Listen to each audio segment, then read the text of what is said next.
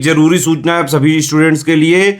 Study for civil services का Android app Google play store में आ चुका है, उसको प्लीज तुरंत इंस्टॉल कर लीजिए। और अगर आप स्टडी फॉर सिविल सर्विसेज के सिर्फ ऐप से कोई भी कोर्स, कोई भी पीडीएफ परचेस करते हैं तो उसमें अप्लाई कूपन, अगर आप ज्ञान सर जो है आप उसमें अप्लाई करते हैं, ये कूपन कोड है, तो उसमें 20% फीस तुरंत माफ हो जाएगी। मतलब 20% डिस्काउंट तुरंत उसमें लग जाएगा। ज्ञान सर लिखना है, नॉर्मली ज्ञान सर, स्मॉल लेटर में है सब कुछ, कोई स्पेस नहीं, कोई कॉलम नहीं, सिर्फ ज्ञान सर, GYANSIR। इस तरह से अगर कूपन कोड लगाते हैं आप ऐप में बाई करने से पहले, जो अप्लाई कूपन वाले में आता है, तो 20% का डिस्काउंट तुरंत मिलेगा। वीडियो देखिए। नमस्कार दोस्तों, स्वागत है आपका यूपीपीएससी बेस्ट ऑनलाइन कोचिंग के इस यूट्यूब चैनल पर। दोस्तों, आज की इस वीडियो में हम लोग प्राचीन भारत के इतिहास के एक महत्वपूर्ण बिंदु मौर्य वंश के क्लास 2 का डिस्कशन करेंगे। इससे पहले की वीडियो अगर आपने नहीं देखी तो आप प्लेलिस्ट में जाकर ज़रूर देखिएगा। दोस्तों, यह क्लास सभी प्रकार के स्टेट पीसीएस एग्जाम और वनडे एग्जाम के लिए अत्यंत महत्वपूर्ण है।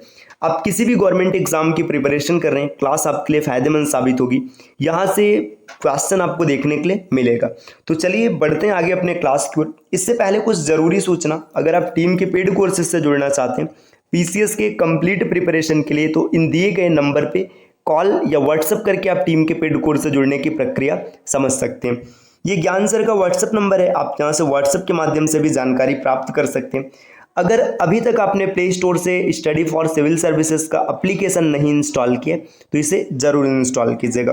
एप्लीकेशन के माध्यम से किसी भी कोर्स को परचेस करते समय अगर आप कोड अप्लाई करते हैं ज्ञान सर, जिसमें कि सभी लेटर्स इस्तेमाल होंगे और कोई भी स्पेस नहीं होगा, तो आपको अप टू 50% तक डिस्काउंट देखने के लिए मिल सकता है। ये ऑफर लिमिटेड टाइम के लिए, तो जल्द से जल्द आप एप्लीकेशन इंस्टॉल कीजिए और इन कोर्सेज को ज्वाइन कीजिएगा ताकि आप ऑफर का ज़्यादा से ज़्यादा लाभ प्राप्त कर सकें।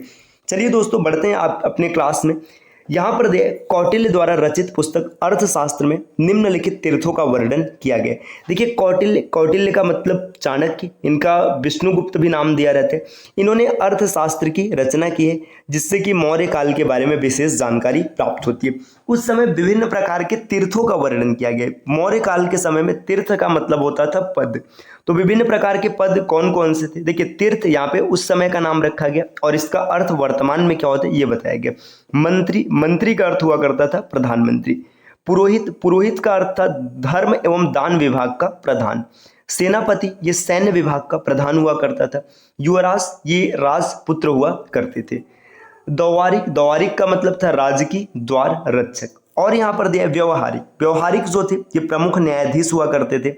नायक नगर रक्षा का अध्यक्ष नायक कहलाता था। कर्मांतिक ये उद्योगों एवं कारखानों का अध्यक्ष कर्मांतिक कहलाता था।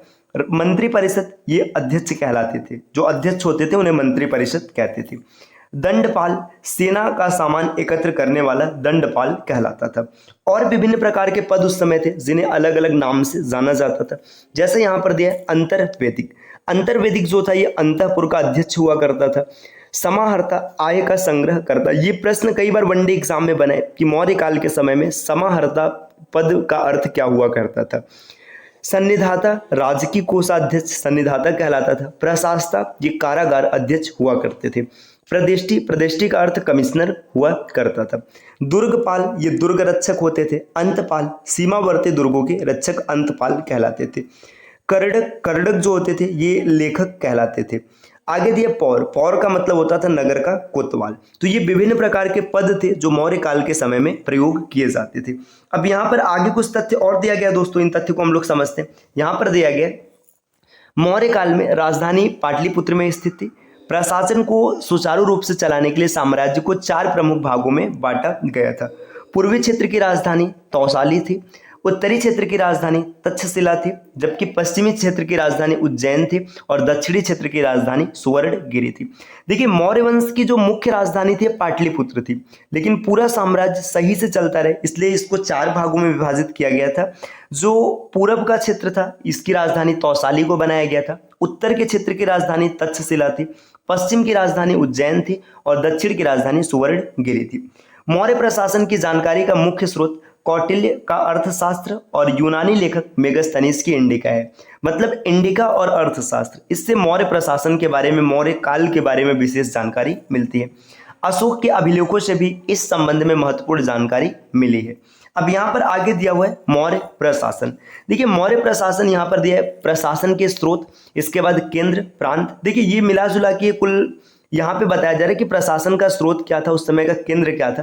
देखिए स्रोत कहाँ कहाँ से पता चलता है, कौटिल्य, कौटिल्य का अर्थशास्त्र हो गया, मेगस्थनीज की इंडिका हो गई, इसके बाद अशोक के अभिलेख हो गए, रुद्रदामन का जूनागढ़ लेख हो गया। तो ये सब स्रोत हैं। अब इनका जो मतलब मौर्य प्रशासन का केंद्र था, केंद्र कौन कौन था, सम्राट केंद्र हुआ करता था, मंत्रिणः, मंत्री परिषद और अध्यक्ष। इनके बारे में फिर से हम लोगों ने अभी समझा है कि किसको क्या नाम दिया गया था। प्रांत में मंत्री परिषद और राज्यपाल और या फिर कुमार आते थे। प्रांत का अनुक्रम कैसा चलता था, कमिश्नरियां हुआ करती थी, इसके बाद आहार जिसे कि जिला कहते हैं ये होता था, और स्थानीय यहाँ पे दिया 2 द्रोणमुख, खारवाटिक, संग्रहण और ग्राम। तो ये अलग अलग स्तर थे जिससे प्रशासन चलाया जाता था। अब आगे भी यहाँ पर कुछ टर्म दिए हैं। देखिए अमात्य या सचिव, इन्हीं को यूनानी लेखकों ने सभासद एवं निर्धारक कहा है। जो अमात्य उपधा परीक्षण की परीक्षा पास करता था वही मंत्री बनता था। तो देखिए अमात्य या फिर सचिव, देखिए इनके लिए एक परीक्षा होती थी अमात्य उपधा परीक्षण। इस परीक्षा को पास जो करेगा वही अमात्य बनेगा, और इसी को यूनानी लेखकों ने सभासद या फिर निर्धारक कहा है। मंत्रिणः और मंत्री परिषद, देखिए मंत्रिणः उस समय क्या होता था, आधुनिक कैबिनेट के समान परिषद थी। जैसे वर्तमान में कैबिनेट है ना, वैसे ही उस समय मंत्रिणः हुआ करता था। मंत्रिणः 4-5 सदस्य होती थी। इसके सदस्य युवराज, प्रधानमंत्री, सेनापति, पुरोहित और सन्निधाता हुआ करते थे। मंत्रिणः कार्यों में सलाह देती थी। मंत्री परिषद आकार में मंत्रिणः से बड़ी होती थी। यही अर्थशास्त्र की मंत्री परिषद एवं मेगास्थनीज की सुने ड्राई है ना। तो यहाँ पे मंत्रिणः और मंत्री परिषद के बारे में चीजों को समझाया गया। जैसे आधुनिक कैबिनेट है वैसे मंत्रिणः हुआ करती थी। अब आगे दिए मौर्य प्रशासन की प्रकृति। तो मौर्य प्रशासन के समय के मतलब क्या उसका उनका तरीका था, तो वह भारत का प्रथम केंद्रीयकृत प्रशासन है। मतलब यह जो मौर्य प्रशासन था भारत का पहला केंद्रीयकृत प्रशासन है, जिसका जनक चंद्रगुप्त मौर्य था। कुछ इतिहासकारों ने चंद्रगुप्त मौर्य के शासन को पुलिस राज्य कहा, तो वहीं भंडारकर महोदय ने अशोक के शासन को राजकीय निरंकुशवाद की संज्ञा दी है। देखिए कुछ इतिहासकारों ने चंद्रगुप्त के शासन को पुलिस राज्य कहा है कि इस समय पुलिस का बोलबाला चलता था। अब कुछ लोगों ने कहा है कि ये राजकीय निरंकुशवाद है। आगे दिया है केंद्रीय प्रशासन। मौर्य काल का प्रशासन मुख्य रूप से राजा में ही निहित था। प्रशासन के प्रमुख अंगों, अब अंग मतलब कार्यपालिका, व्यवस्थापिका और न्यायपालिका। जैसा कि आप आज देखते हैं एग्जीक्यूटिव, लेजिस्लेटिव और इसके बाद जुडिशरी, तो सेम यही था कि ये सब मतलब राजा में निहित हुआ करता था। आगे दिए कौटिल्य की अर्थशास्त्र एवं अशोक के शिलालेखों में मंत्री परिषद के बारे में चर्चा की गई है। पतंजलि द्वारा रचित महाभाष्य में भी चंद्रगुप्त मौर्य के काल के सभा का वर्णन किया गया है। मंत्री परिषद के सदस्यों का चुनाव योग्यता के आधार पर किया जाता था। पुरोहित, सेनापति, सन्निधाता और युवराज सम्राट की मंत्री परिषद के प्रमुख सदस्य थे। तो राजा के मंत्री परिषद के जो प्रमुख सदस्य हुआ करते थे कौन थे, पुरोहित, सेनापति, सन्निधाता और युवराज। अब यहाँ पर देखिए दिया है कि कौटिल्य के अर्थशास्त्र में वर्णित अध्यक्ष, मतलब जो मौर्य काल के समय में विभिन्न प्रकार के अध्यक्ष थे उन्हें किस नाम से जाना जाता था, यही चीज यहाँ पर दिया है। ये अध्यक्ष और उनके कार्य। देखिए पन्याध्यक्ष ये वाणिज्य विभाग का अध्यक्ष हुआ करता था। सुराध्यक्ष ये आबकारी विभाग का अध्यक्ष हुआ करता था। सुनाध्यक्ष ये बूचड़ खाने का अध्यक्ष होता। देखिए सुराध्यक्ष ये आबकारी विभाग से जुड़ा है और सुनाध्यक्ष बूचड़ खाने से जुड़ा है। गणिकाध्यक्ष ये गणिकाओं का अध्यक्ष हुआ करता था। सीताध्यक्ष ये कृषि के अध्यक्ष हुआ करते थे। ऐसा भी कई बार शब्द पूछा है कि सीता शब्द का प्रयोग मौर्य काल में किसके लिए किया जाता था, तो कृषि के लिए होता था। देवताध्यक्ष ये धार्मिक संस्थानों के अध्यक्ष होते थे। पौतवाध्यक्ष मानवीकृत भार व माप के प्रभारी थे। अश्वाध्यक्ष ये घोड़ों का अध्यक्ष हुआ करता था। हस्ताध्यक्ष ये हाथियों का अध्यक्ष होता था। सुवर्णाध्यक्ष ये सोने का अध्यक्ष होता था। और आगे बढ़ेंगे दोस्तों, यहाँ पर दिया हुआ है देखिए अकराध्यक्ष, अकराध्यक्ष होते थे खान विभाग के प्रमुख। कृपयाध्यक्ष ये वनों के अध्यक्ष होते थे। कोष्ठगाराध्यक्ष ये कोष्ठगार के अध्यक्ष होते थे। आयुधगाराध्यक्ष आयुधगार मतलब जो युद्ध के सामान रखे होते थे उनके अध्यक्ष कहलाते थे। शुल्काध्यक्ष ये व्यापार कर लगाने वाले होते थे। आगे दिया अच्छपटलाध्यक्ष ये महालेखाकार होते थे।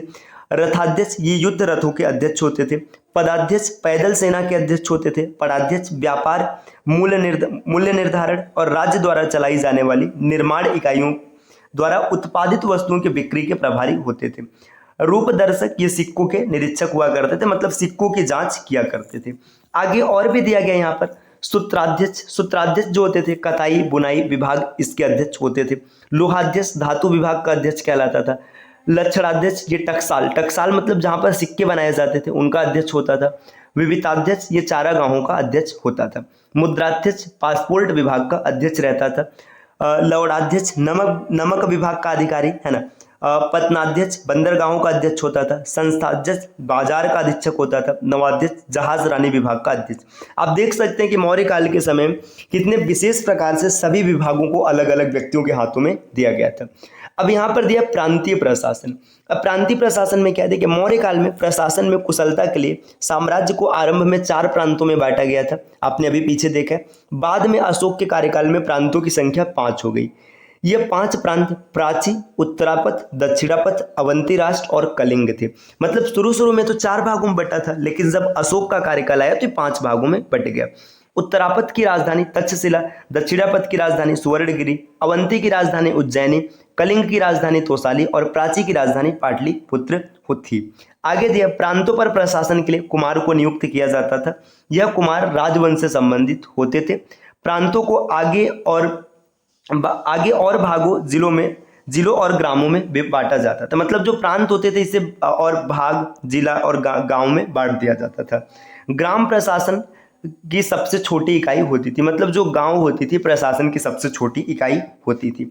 आगे दिए 100 गांवों के समूह को संग्रहण कहा जाता था। सभी प्रशासनिक इकाइयों में प्रशासन के लिए अलग अलग अधिकारी नियुक्त होते थे। 100 गांवों का जो समूह होता था इसे संग्रहण कहते थे। अब मौर्य काल के समय में नगर प्रशासन कैसी थी यहाँ पर दिया। मौर्यकालीन नगर व्यवस्था की जानकारी मेगास्थनीज की इंडिका से मिलती है। इस पुस्तक में मेगास्थनीज ने नगर के प्रशासन के लिए 6 समितियों का वर्णन किया है। यह समिति एवं उनके कार्य निम्नलिखित है। मतलब नगर प्रशासन के लिए 6 समितियां बनाई गई थी।